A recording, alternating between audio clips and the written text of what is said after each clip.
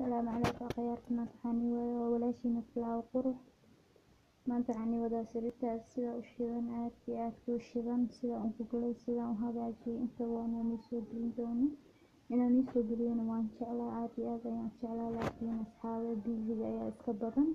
بس أقف المولي أيان أهي واسكا بيزي بدن أهي أصحابي واكاسا سريتا أيان إنا قوغلاي مركحان دا أصحابي والشار قري sida u fiirsadaan halkaas asxaabe sidaas ayaan u hagaajiyay asxaabe waxaan rabaa walaashina flower qurux life style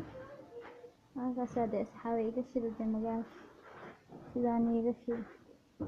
sidaan iga shida sariiraha insha Allah sariiraha waxyada ilaanka